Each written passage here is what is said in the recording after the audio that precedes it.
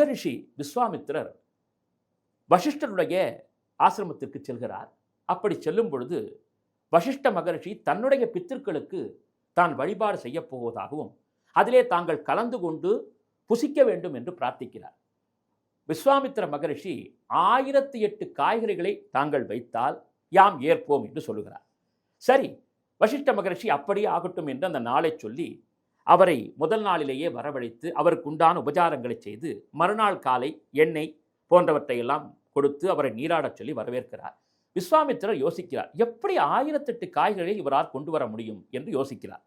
வசிஷ்ட மகரிஷி தன்னுடைய மனைவியான அருந்ததியை பார்த்து உணவு தயாராகிவிட்டதா என்று சொல்ல தலைவாழை இலை பரப்பி அதற்குண்டான நியமங்கள் மந்திரங்கள் உச்சரிக்கப்படுகின்றன. ஆனால் விஸ்வாமித்திரர் மட்டும் 1008 காய்கறிகள் எப்படி வரப்போகிறது என்று யோஜனையிலேயே இருக்கிறார். உடனடியாக அந்த இலையிலே காய்கறிகள் பரிமாறப்படுகின்றன.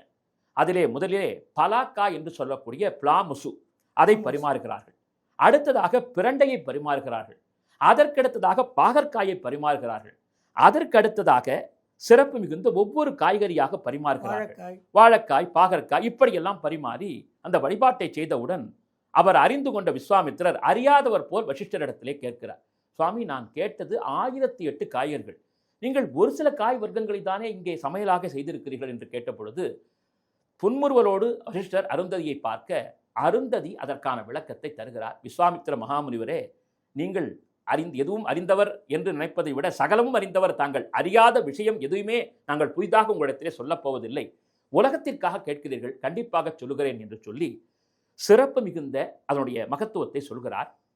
அதிலே பலாமுசு என்று சொல்லக்கூடிய பலாக்காய் 600 காய்கறிகளுக்கு சமமானது என்று பேசுகிறார். விஸ்வாமித்திரர் மகிழ்ச்சி அடைகிறார். சரி, பிரண்டை ஏனம்மா சமைத்தாய்? பிரண்டை என்பது 300 காய்கறிகளுக்கு நிகரானது. சரியம்மா, சிறப்பு. அடுத்ததாக பாகற்காய் 100 காய்கறிகளுக்கு நிகரானது. 1000 கணக்கு வந்துவிட்டது. மீதி 8 காய்கறிகளுக்கு என்னம்மா செய்வது? வாழைக்காய் 8 காய்கறிக்கு நிகர். நீங்கள் சொன்ன வண்ணம் 1008 சமைத்தாகிவிட்டது முனிவரே என்று சொல்ல 2 கரம் உயர்த்தி ஆசீர்வதித்து அவற்றை சாப்பிட்டதாக சரித்திரங்கள் சொல்லும்.